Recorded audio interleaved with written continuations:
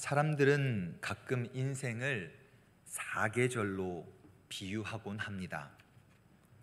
파릇파릇한 새싹이 올라오는 봄을, 생명이 움터 자라나는 때, 영유아기, 유치부, 초등부 때로, 또 생명력이 가장 푸르르게 드러나는 여름의 시기를 학생 혹은 청년의 때로, 열매를 맺고 생명이 배가 되는 가을의 시기를 마치 결혼 그리고 출산 이후에 여러 기쁨을 누리는 30, 40, 또 50의 시기로, 항상한 가지만 남은 겨울을 황혼의 때로 묘사하곤 합니다. 그래서일까요? 겨울은 많은 이들이 황량함, 또 추위와 고통, 고난의 순간들로 연결지어서 척박하고 메마른 계절로 생각합니다. 만약 여러분들과 제가 그리스도인의 인생을 사계절로 묘사한다면 여러분들은 봄부터 겨울까지의 시기 중 어떤 순서대로 정돈하시겠습니까? 여러 가지 해석들이 또 순서들이 있겠지만 저는 개인적으로는 여름을 시작으로 가을, 겨울, 그리고 봄의 순서대로 성도의 시간을 계절로 묘사하고 싶습니다. 왜냐하면 겨울의 그 추위와 고통과 고난과 인고의 시간들이 우리를 더욱 단단하게 만들어 결국 우리 성도의 끝은 봄의 생명처럼, 생명이 생명을 낳는 것처럼 무언가를 움트고 생명을 흘러가도록 하는 것으로 인생이 마무리되어져야 하기 때문에 저는 여름부터 봄의 순서대로 계절을 묘사하고 싶습니다. 추운 겨울이 지나 생명력이 움트는 봄이 마침내 찾아온 것처럼 오늘 본문을 살펴보면서 저는 저와 여러분들의 인생이 어떤 겨울과 같은 고난과 답답한 순간들을 지난다 할지라도 그 순간들이 결국 우리 삶에 또 다른 생명을 움트는, 또 다른 생명을 배가하고 더해 나아갈 수 있는 시기인 것을 믿고 고백할 수 있는 그런 축복의 자리가 이 예배의 자리, 말씀의 자리가 되기를 소망합니다. 오늘부터 2주 동안은 이제 야곱의 많은 아들들 중에서 요셉에 대해서 살펴보려고 합니다. 요셉에 대한 많은 이야기들을 감사하게도 우리 지난 부흥회 때 송태근 목사님께서 잘 설명해 주셔서 제가 더 나눌 이야기는 없을 것 같고, 제가 오늘 본문에서 간략하게 축소하여서 오늘 몇 가지의 말씀을 좀 나누어 보려고 합니다. 먼저 복잡한 가정사이지만 한번 이 요셉의 인생을 쭉 전반기의 내용을 살펴보면 좋을 것 같아요. 야곱이 정말 사랑하던 아내, 여러 아내들, 복잡하죠. 여러 아내라고 나오니까 그 아내들 중에 라헬을 통하여서 정말 귀한 아들 요셉을 낳습니다. 사실 라헬은 오랜 기간 동안 자녀가 없었어요. 그래서 이 요셉을 낳을 때는 하나님께 간절한 마음을 담아서 이름을 이렇게 짓습니다. 하나님, 한 명 더 낳게 해주세요. 그가 더 할 것이다 라는 이름으로 아사프라는 동사에서 요셉이라는 이름을 정하죠. 그래서 정말 금이야 오기야 사랑의 마음을 다하여서 키웁니다. 야곱은 얼마나 이 아들이 사랑스러웠겠습니까? 그 위에 10명의 아들들이 있었음에도 이 한 아들에게 온 마음을 쏟아 키웁니다. 그렇게 좀 시간이 지나서 한 16, 17살 정도 되었을 때 요셉이 꿈을 꾸죠. 요셉이 형들과 함께 밭에서 곡식단을 이렇게 베고 있는데 갑자기 요셉의 곡식단이 우뚝 서고 형들의 곡식단이 이 요셉의 단을 두릅니다. 그리고 형들의 10단이 요셉의 곡식단을 향하여 절합니다. 막 너무 기뻐서 형들에게 막 말하고 다니니까 형들의 인상이 좋지 않아요. 근데 다음 날 또 꿈을 꾸는데 이번에는 해와 달과 11별들이 자신을 향하여서 절을 하는 겁니다. 비슷한 꿈이어서 또 너무 신이 나서 아빠, 형들 하면서 꿈을 이야기했더니 형들이 저 자식 어째 버릴까, 인상이 울그락불그락하면서 일그러집니다. 근데 눈치가 없어요. 요셉이 신나게 말해요. 그러던 어느 날 좀 시간이 지나 형들이 저 멀리 양떼에 꼴을 먹이러 가는데 아버지가 좀 시켜서 그 형들에게 뭔가 좀 전해주러 형들이 잘 있나 보러 가는데 멀리서 이를 지켜보던 형들이 야, 꿈쟁이 온다, 꿈꾸는 자가 온다, 저 자식을 팔아버리자 해서 모의해 은 20냥의 이집트의 종으로 팔아버리게 됩니다. 그리고 그 이집트에 팔려간 요셉이 이집트의 좀 높은 고위 간직에 해당하던 보디발의 가정에 들어가 가정의 종으로서 열심히 섬기죠. 그러다가 어떤 일이 일어났습니까? 보디발의 아내의 유혹에 견디기 위하여서 피하다가 무고죄로 누명을 쓰고 감옥에 들어가죠. 그 감옥에서도 정말 진실된 삶을 살아가다가 인정을 받지만 쉽지 않았을 것입니다. 그러다가 오늘 읽은 본문 갑자기 한 2명의 죄수가 들어오는데 왕의 측근이었던 2사람이 들어와 꿈을 꾸는 장면을 우리가 읽었고 그 꿈을 해석해 주고 난 이후에 바로의 생일에 2사람이 나아가 한 사람은 죽고 한 사람은 살아나는 내용, 바로 저와 여러분들이 읽었던 이 본문입니다. 근데 이 본문에서 제가 정말 가슴에 화딱지가 나는 본문 중에 한 구절이 어디냐면 우리가 읽었던 마지막 23절이에요. 23절을 제가 읽어드리겠습니다. 술 맡던 관원장이 요셉을 기억하지 못하고 그를 잊었더라. 무엇을 기억하지 못하고 잊었던 것일까요? 앞으로 한 장만 넘겨보시면 13절과 14절에 이런 말씀이 있습니다. 14절과 15절 말씀에 이런 말씀이 있습니다. 당신이, 술 맡은 관원장 당신이 나를 생각하고 내게 은혜를 베풀어 내 사정을 바로에게 아뢰어 이 집에서 나를 제발 건져내 주세요. 나는 히브리 땅에서 끌려온 자인데 여기서도 옥에 갇힐 일을 절대로 행하지 않았습니다. 제발 이것을 기억하고 말해주세요 했는데 이 술 맡던 관원장이 복직이 되어서 이것을 말해줬습니까? 말해주지 않았습니까? 말해주지 않았어요. 기억하지 못했어요.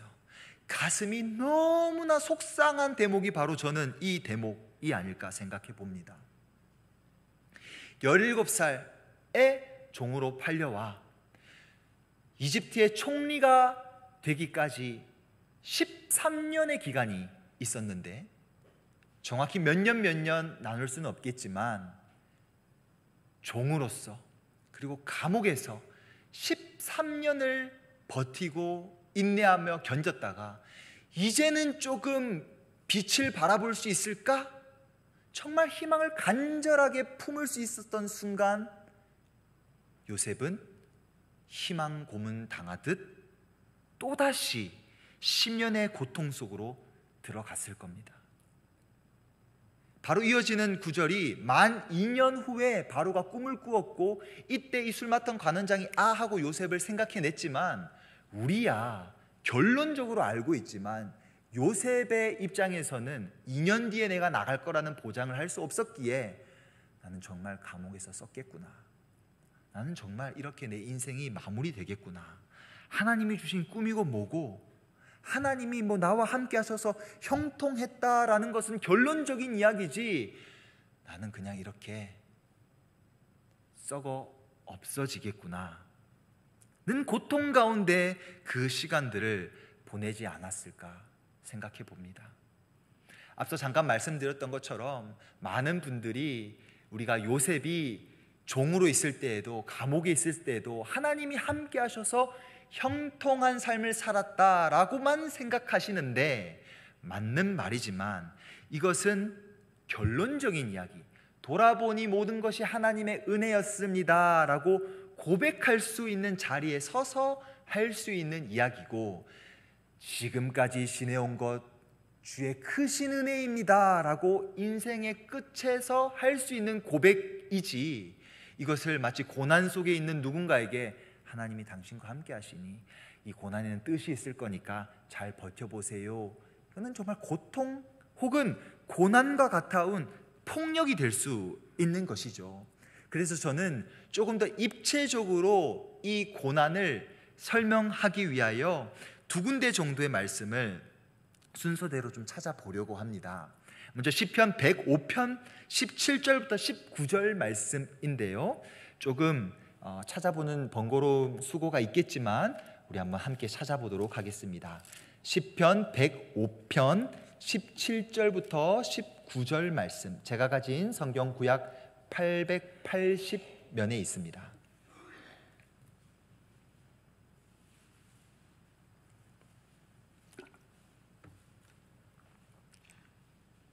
시편 105편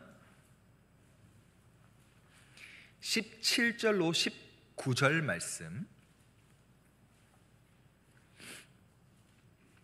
한 목소리로 한번 같이 읽어보겠습니다.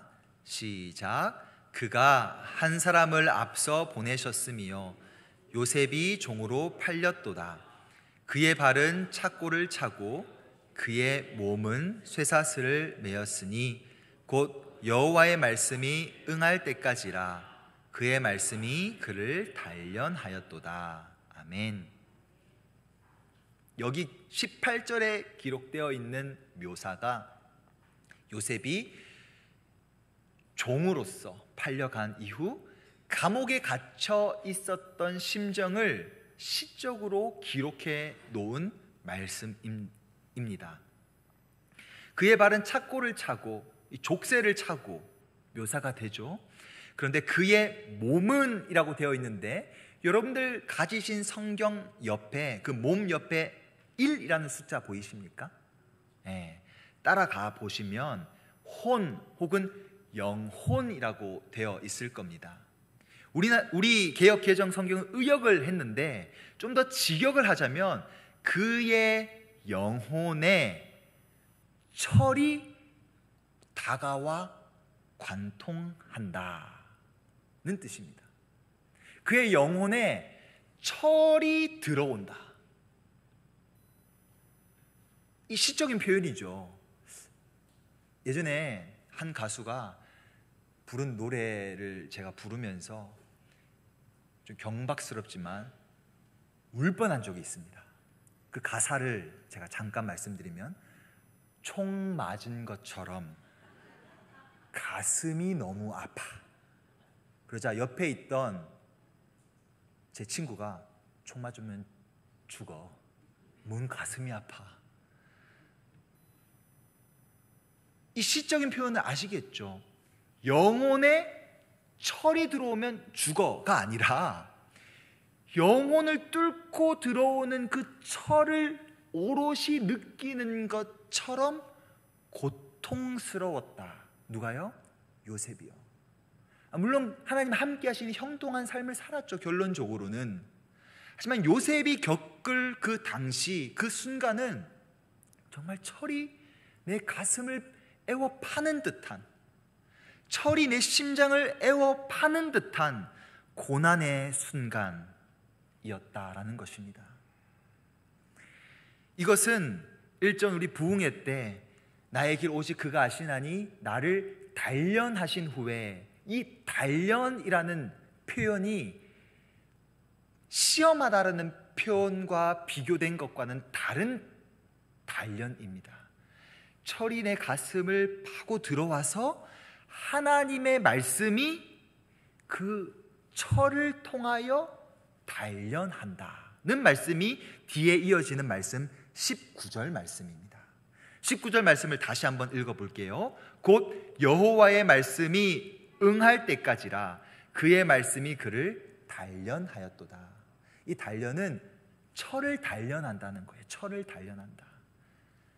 욥이 사용했던 나를 단련한다, 나를 시험한다 이런 표현이 아니라 철을 단련한다라는 표현을 여기에 사용함으로써 하나님이 지금 요셉에게 말씀을 주셨는데 어떻게 그 말씀이 응할 때까지 요셉을 단련하느냐?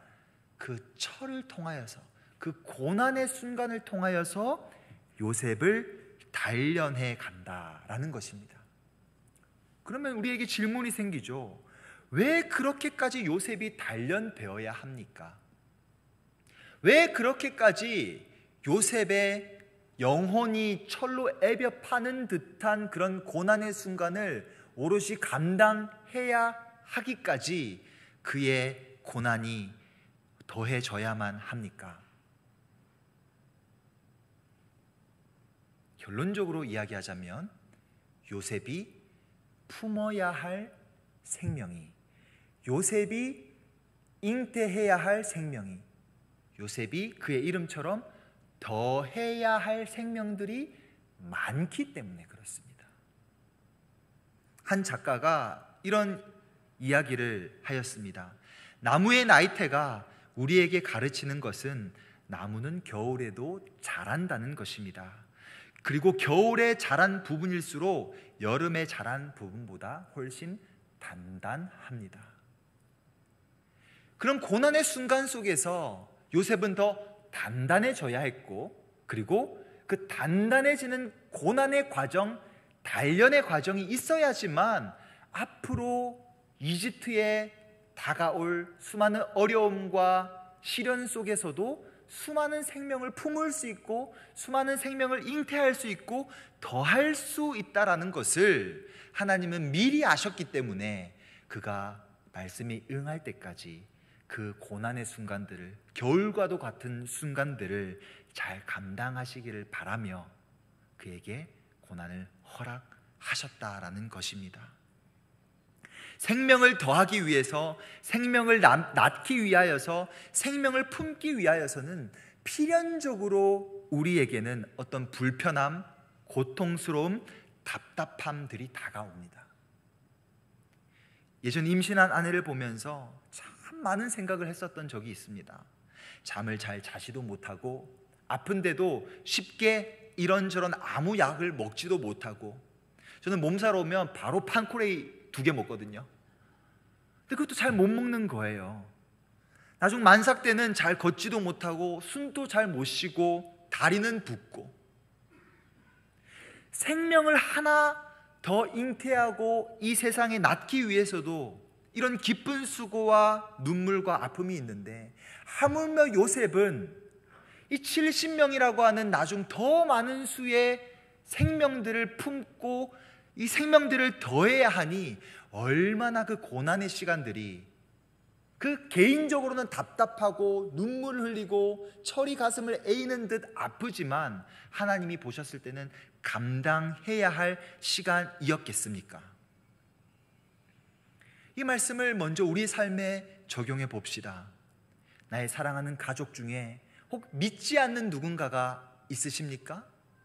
그 한 영혼, 한 생명이 주님께로 돌아오기 위해서는 필연적으로 우리가 지나가야 할 겨울의 순간들, 고난의 순간들, 철이 나의 영혼과 심장을 애벼 파는 듯한 그 시간들을 지나가야 합니다.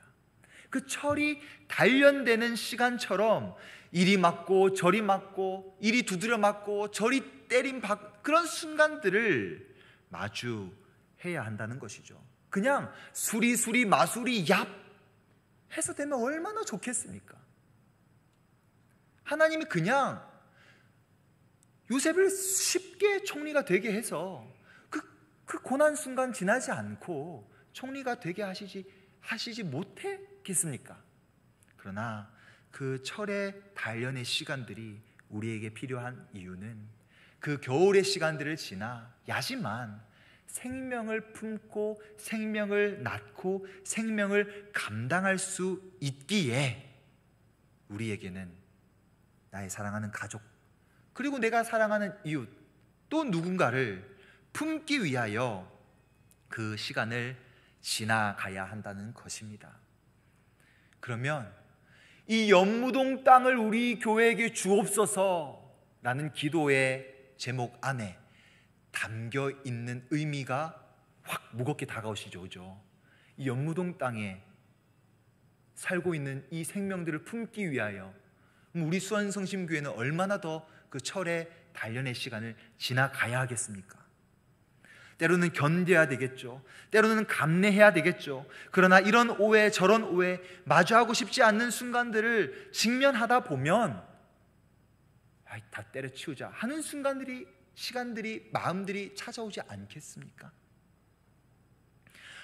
이제는 해결되었다, 이제는 내가 나갈 수 있겠구나 했는데 까마득히 잊어버리고 까마득히 오해받고 이게 언제 끝날까 하는 그 영혼의 시간 속에, 영혼의 터널 속에 다시 들어가 또 고민하고 또 신음하고 또 고통스러워하고 또 씨름해야 하는 그 순간들을 마주해야지만 이 연무동 땅에 살고 있는 이 생명들을 수원성심교회가 낳고 품고 더할 수 있습니다. 그럼 이제는 수원 땅을 주옵소서, 이 말이 쉽지 않죠, 그죠? 이 수원 땅에 있는 생명들 가운데 허락된 영혼들을 품기 위해서는 저도 여러분들도 지나가야 하는 철의 단련의 시간들이 얼마나 많이 필요하겠습니까? 그래서 함부로 제가 학생부가 수적으로 부응하게 하옵소서 기도하지 않습니다. 먼저는 질적으로 부응하게 해주시고 나 혼자 옴팡 당하면 안 되니까 이 아이들 중에서 성장한 아이들이 함께 이 일을 감당할 수 있도록 자라게 해주시고 그 이후에 하나님 수적인 부응을 허락하여 주옵소서. 제가 진짜로 그 순서대로 기도합니다. 유치부부터 청년부에 이르는 다음 세대도, 우리 장년부도 한 영혼 한 영혼, 그 영혼이 정말 귀중한 영혼들인데 그 생명이 발아하고 생명이 움트고 자라나고 성장하고 하나님 앞에서 장성한 분량에 이르기까지, 그러면 누가 그 일들을 감당해야겠습니까? 옆에 있는 저와 여러분들이 그 생명을 감당하기 위하여, 품기 위하여, 자라나게 하기 위하여, 더하게 하기 위하여 우리 각자의 자리 속에서 맡겨진 사명을 붙들며 그 인내의 인고의 시간들을 감당해야 할 줄로 믿습니다. 그러면 한 걸음 더 나아가 이 질문을 안 하지 않을 수가 없습니다. 아니, 왜 요셉입니까? 요셉에게 형이 몇 명 있었다고요? 10명요. 근데 왜 요셉입니까? 그런 질문 들지 않습니까? 왜 많고 많은 사람 중에 왜 접니까? 이런 생각 들지 않으세요? 왜 이렇게 많고 많은 사람 중에 이 사람을 품어야 하는 사람이 나이고, 왜 이 가족을 품어야 하는 사람이 나이고, 왜 이 연무동 땅을 품어야 하는 교회가 우리 수원성심교회고, 왜 하나님은 이 수원성심교회를 이 수원 땅 가운데 세우셔서 수원 땅을 놓고 기도하게 하셨, 왜입니까? 왜? 하는 질문이 정말 자연스럽게 나오게 됩니다. 그런데 이 고통의 절규가 욥기에도 있었습니다. 그렇죠? 하나님, 저는 정말 그만한 죄를 짓지 않았습니다. 정말 저를 시험에서 탈탈 털어보십시오. 저는 정금같이 순결합니다. 이게 욥의 고백이지 않았습니까? 그런데 그 욥기를 읽어가다가 제 마음이 확 꽂혔던 구절이 있습니다. 한번 나눠보겠습니다. 욥기 1장 8절 말씀인데요, 시편 앞에 욥기가 있어요. 시편 앞에 욥기 1장 8절 말씀,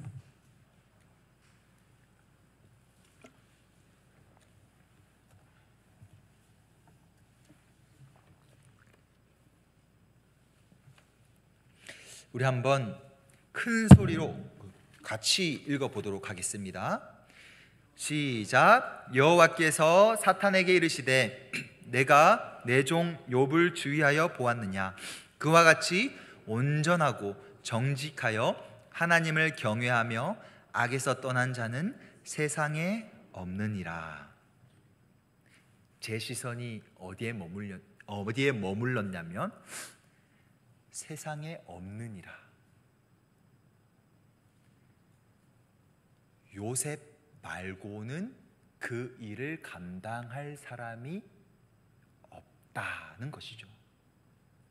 그 일을 이 세상 많은 사람들 중에 왜 나입니까? 라고 하나님께 여쭤보는 분들에게 얘야, 너 말고는 그 일을 해줄 사람이 없단다. 그게 하나님께서 요셉을 향하여서, 혹은 하나님께서 욥과 저와 여러분들 향하여서 하시는 분명한 말씀이라 저는 생각합니다. 아멘이 없으시네요. 여전히 고민이 있으시죠? 여전히 답답함이 있으시죠? 제가 두 아이가 있는데 첫째 딸 만만치 않습니다. 그 첫째 딸이 2년 전에 탈장 수술을 했었어요. 이 작은 아이의 배에 구멍을 2개 뚫어서 이 수술하는 그 과정을 바라보는 것이 참 어려웠습니다. 그런데 어쩌겠습니까? 수술을 해야 하니까. 주사 바늘을 꼽아서 피 검사를 하고 이제 마취를 해야 하는데 주사 바늘만 지금 몇 개째 이 아이가 튕겨내는 거예요. 힘이 엄청 세거든요. 다 튕겨내고 울고 불고 나중에 보니까 여기저기 멍이 들어있고, 그리고 우여곡절 끝에 이제 바늘을 꽂아서 마취를 하고 수술을 끝나 들어왔습니다. 그런데 갑자기 간호사가 저를 보더니 아버님, 제 말씀 잘 들어야 합니다. 수술이 잘못됐나요? 수술은 잘 됐습니다. 그런데 잘 들으셔야 해요. 이제 아이가 마취가 깰 텐데요, 이 아이의 속에 있는 그 마취의 가스가 여전히 남아 있습니다. 이 아이를 계속 두들겨서 때려야 합니다. 울려야 합니다. 그래야 그 가스가 폐에 가지 않아 커다란 또 다른 질병으로 번지지 않습니다. 이해하셨습니까? 어느 정도로 때려요? 딱 죽기 직전까지 때리십시오. 이 아이가 감당할 수는 있지만 정말 죽기 직전까지 세게 때리십시오. 제가 네 하고 때렸을까요? 아이가 이제 마취가 점점 풀려서 아이를 안고 등에 이제 실리콘으로 아이 등을 때리는데 아이가 비몽사몽간에 맞으니까 처음에 울지 않더라고요. 근데 조금씩 마취가 깨니까 아프잖아요. 울잖아요. 근데 울면서도 이해가 되지 않으니까 아빠한테 뭐라고 이야기하냐면, 아빠 아파요, 그만 때려요. 그러더라고요. 근데 그 말을 듣고 때려야 되잖아요. 저는 루아도 울고 저도 울고. 그런데 이 아이가 점점 맞는 게 힘드니까 힘이 세거든요. 발로 저를 여기저기를 차기 시작하는데 나중에 보니까 제가 이 온 이 상체에 다 멍이 들었어요. 나중에 막 이렇게까지 안고 막, 루아야 이거 해야 된단다, 너 안 하면 너 죽는데. 죽는 건 아니지만 이거 맞아야 된대. 뭐 알겠습니까? 그래도 때려야 했던 그 마음이, 이 아이의 마음이 어쩌면 저와 여러분들이 마주하는, 이해되지 않습니다. 도저히 납득되지 않습니다. 왜 이런 상황들까지 마주해야 합니까? 저와 여러분들의 마음이지 않을까. 그런 점에서 저는 오늘 새벽에도 나누었었는데, 하나님께서는 저와 여러분들에게 정말 일관되게 이런 말씀을 하시는 것 같아요. 사무엘상 16장 7절 말씀, 참 유명한 말씀인데, 사람은 외모를 보지만 하나님은, 여호와는 무엇을 본다고 합니까? 중심을 본다. 그런데 이것을 조금 더 제가 직역해서 풀어 설명해 드리자면, 사람은 눈으로 보지만 하나님은 마음으로 본다. 근데 그게 무슨 뜻이냐면, 이 세상 사람들은 보여지는 것, 그리고 이 세상 사람들은 굉장히 자연스러운 상황에 함몰되어서 생각하고 고민하고 고통스러워 합니다. 하지만 하나님은 사울처럼 보여지는 것, 들려지는 것에 따라, 상황에 따라 움직이는 사람이 아니라, 새로운 왕을 다윗을 뽑는 그 자리에서 하나님이 원하시는 방향을, 마음을 품고 그 마음으로 세상을 볼 수 있는 사람을 찾고 계신다라는 뜻이에요. 그래서 17장 바로 뒤이어서 나오는 골리앗이 3m쯤 되는 거대한 거인이거든요. 근데 많은 사울과 이스라엘의 힘센 자들이 그 상황을 보고 보여지는 대로 판단하여서 움찔거립니다. 그런데 다윗은 어떠합니까? 보여지는 것에 움직이는 것이 아니라 하나님의 마음에 따라서, 그 중심을 따라서 움직이죠. 그래서 골리앗이 이스라엘 사람들을 향하여서 하나님을 저주할 때, 야, 네가 뭔데 나의 하나님을 욕해? 여전히 보여지지만, 여전히 그 상황이 두렵게 다가오겠지만, 그 상황과 보여지는 것에 따라 움직이는 것이 아니라 하나님이 원하시는 마음을 따라서, 하나님이 원하시는 뜻을 따라서 움직였기에, 하나님께서는 나중 사도행전 13장의 말씀을 통하여서 다윗은 내 뜻에 맞는 자, 내 마음에 합한 자, 내 마음을 너무나도 잘 알아주었던 사람이었다라고 말씀하십니다. 그게 누구냐? 이 세상에 욥과 같은 사람이 없단다. 그게 누구냐?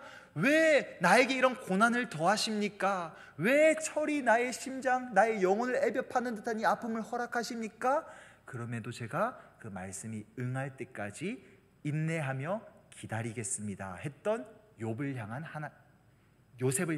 하나님의 마음입니다. 그러면 이제 그 마음이 누구에게까지 흘러가야겠습니까? 생명을 품기 위하여, 생명을 더하기 위하여, 생명을 낳기 위하여, 정말 세상 사람들이 생각하는 질서와 기준과 세상 사람들이 보이고 듣는 것에 따라서 움직이는 자들이 아니라, 하나님이 정말로 원하시는 뜻과 하나님이 정말로 원하시는 방향을 따라서 그 뜻과 마음을 중심으로 가져 세상을 바라보고 세상을 살아가는 그런 하나님의 뜻에 합한 자가 이제는 저와 여러분들이 될 수 있어야 하겠다, 하나님이 우리에게 말씀하고 계시는 것이죠.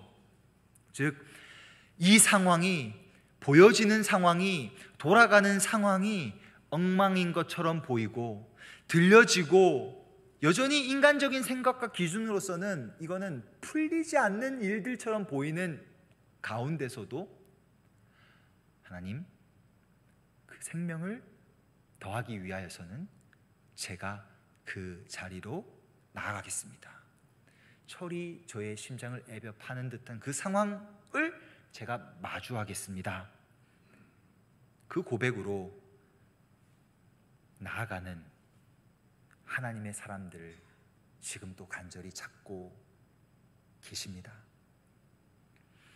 솔직히 다 때려치우고 싶은 순간들이 저에게도 살아가면서 종종 있었습니다.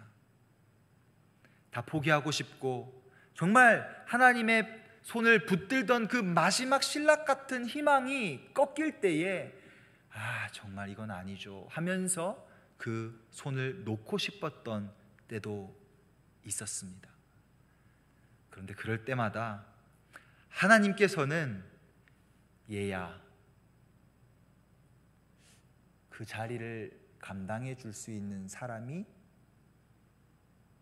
너밖에 없는 것 같구나 는 마음으로 하나님이 찾아와 주셨고 위로해 주셔서 그 고비고비의 순간들을 이겨왔던 것 같습니다. 결국 생명을 더하고 살려내는 역사가 일어나는 순간들은 참 아프고 힘이 들지만 그 아픔의 순간들이 아픔으로 끝나지 않고 겨울로 끝나지 않고 꼭 봄으로 이어져 생명이 움트고 발아하고 자라나는 순간으로까지 이어진다는 것을 저와 여러분들이 믿고 살아가는 하나님의 사람들이 될 수 있기를 간절히 소망합니다.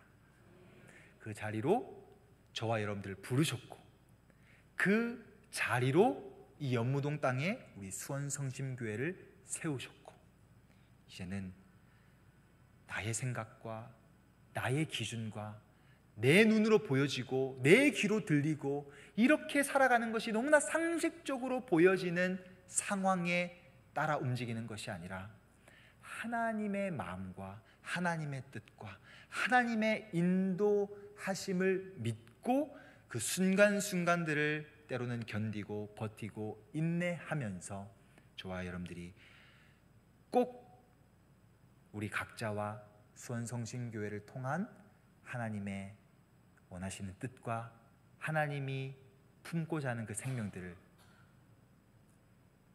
꼭 잉태하고 자라나게 할 수 있기를 간절히 축복하며 소원합니다. 오늘 이 마음을 담아서